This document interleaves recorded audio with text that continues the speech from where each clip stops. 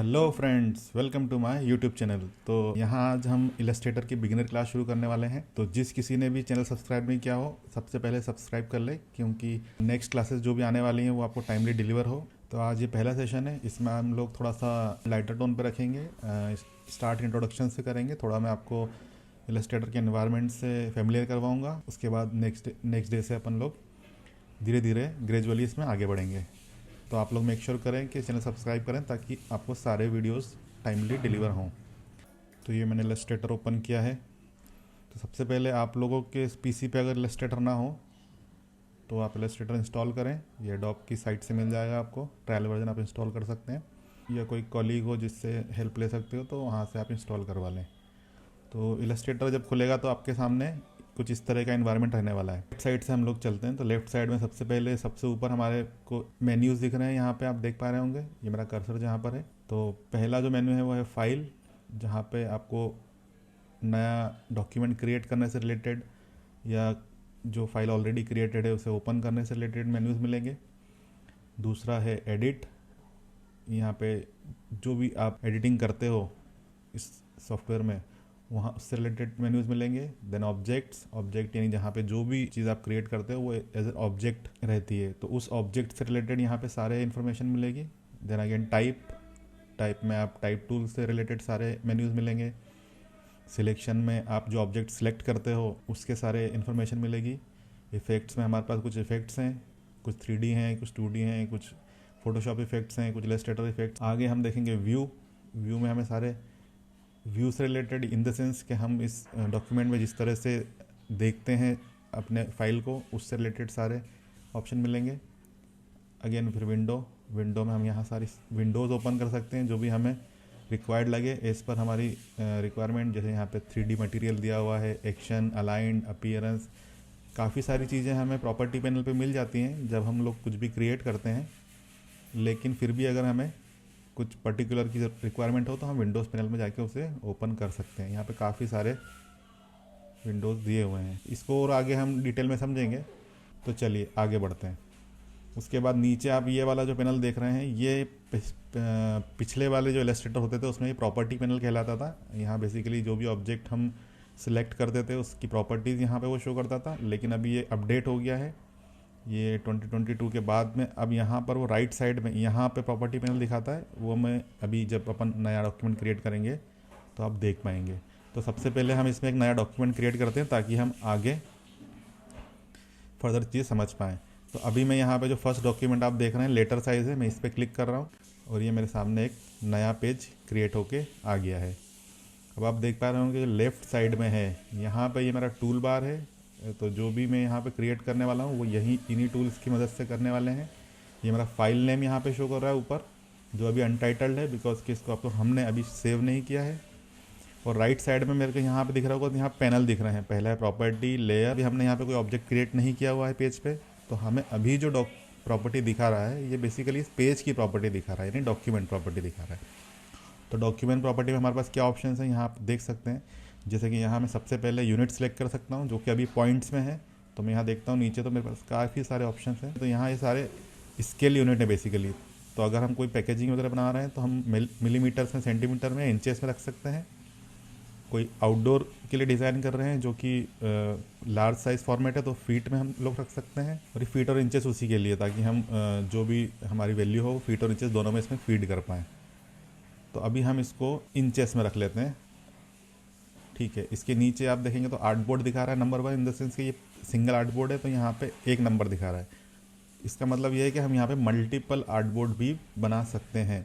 एक ही फाइल में हम कई सारे पेजेस बना सकते हैं, जैसे कि आपने देखा होगा वर्ड में होते हैं या पावर पॉइंट में होते हैं अलग अलग स्लाइड, तो वैसे ही यहाँ पे मल्टीपल पेजेस हम लोग बना सकते हैं। इसके नीचे रूलर्स एंड ग्रिड्स हैं।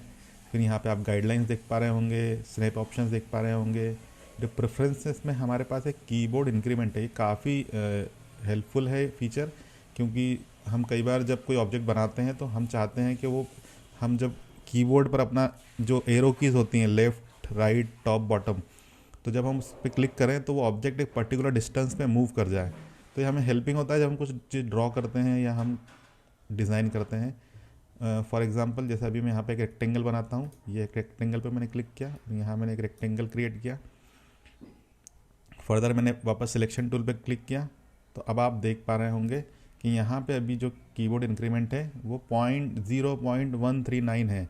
तो जब मैं इस ऑब्जेक्ट क्लिक करता हूँ और मैं एरो बटन पे लेफ़्ट या राइट क्लिक करता हूँ, ये मैंने राइट क्लिक किया और ये मैंने लेफ़्ट क्लिक किया, तो आप देख पा रहे हैं कि बड़ा हल्का सा मूव हो रहा है, बड़ा बारीक सा पर्टिकुलर डिस्टेंस पे मूव हो रहा है। वो बेसिकली ये कीबोर्ड इंक्रीमेंट है। अगर यहाँ पे मैं इसे 1 इंचेस दे देता हूँ, तो अब आप देख पाएंगे कि ये एक एक बार मेरे प्रेस करने पर 1 इंच जो है वो ऑब्जेक्ट मूव कर रहा है। अगर मैं चाहूँ लेफ़्ट राइट टॉप बॉटम, तो ये काफ़ी हेल्पफुल होता है हमें कुछ भी ऑब्जेक्ट बनाते समय, इलस्ट्रेशन बनाते समय, या हम जो भी डिज़ाइन इसमें क्रिएट कर रहे हैं। तो हम डिफ़ाइन कर सकते हैं बेसिकली कि हम जब एक बार एरो की प्रेस करें तो हमारा ऑब्जेक्ट कितने डिस्टेंस पे मूव करे। तो ये बड़ी ज़रूरी प्रॉपर्टी है।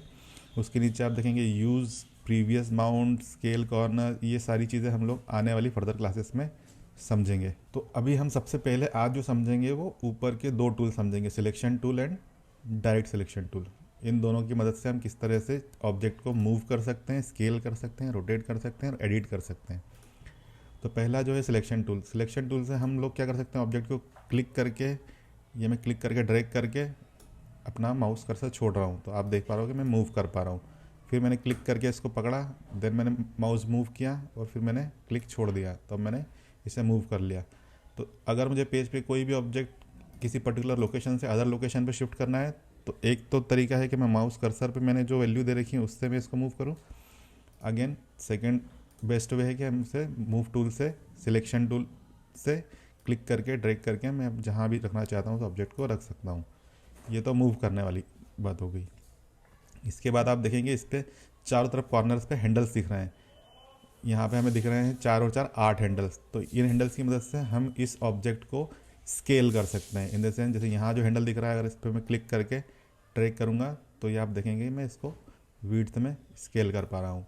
सेम अगर मैं राइट साइड में जाके करूँगा तो मैं इसको राइट साइड स्केल कर पाऊँगा।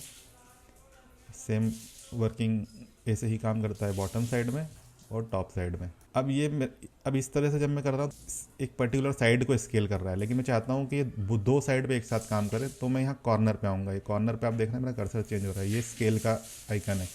जब ये आ रहा है तभी हमें क्लिक करके इसको ड्रैग करना है। तो अब देखोगे आपके इसको मैं 2 साइड से एक साथ स्केल कर पा रहा हूँ, मतलब हमारा लेफ्ट और बॉटम दोनों इंक्रीज़ हो रहा है।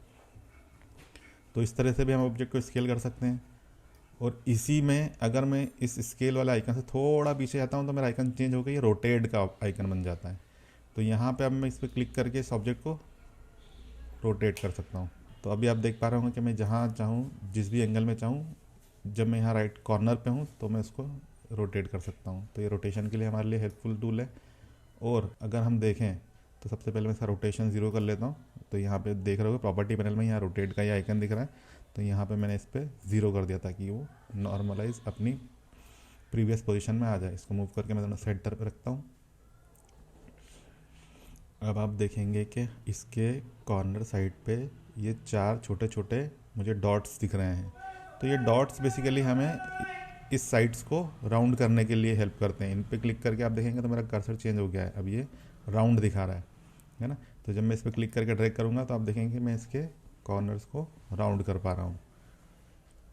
तो सिलेक्शन टूल से बेसिकली हम ये सारी प्रॉपर्टीज़ जो है वो चेंज कर सकते हैं, और इस तरह से मैनुअली हम इसको मूव कर सकते हैं, स्केल कर सकते हैं, रोटेट कर सकते हैं, कॉर्नर राउंड कर सकते हैं। अब हम चलते हैं अगले टूल की तरफ। ये है हमारा डायरेक्ट सिलेक्शन। तो डायरेक्ट सिलेक्शन जो है ये बेसिकली हमें हेल्प करता है किसी ऑब्जेक्ट को कस्टमाइजेशन में। पे ये कॉर्नर दिख रहा है, मैं चाहता हूँ सिर्फ लेफ्ट साइड टॉप पे जो है इसको मैं, इसका जो राउंड कॉर्नर है इसको मैं बढ़ाऊँ। तो आप देखो कि मैं अकेले उस पर्टिकुलर को राउंड कर पा रहा हूँ। तो ये मेरे को फ्रीडम देता है particular points, particular notes, particular sides को एडिट करने की। लेकिन मैं कोई पॉइंट पे क्लिक करता हूँ तो अब आप देखेंगे कि मैं इस पॉइंट को मूव कर पा रहा हूँ।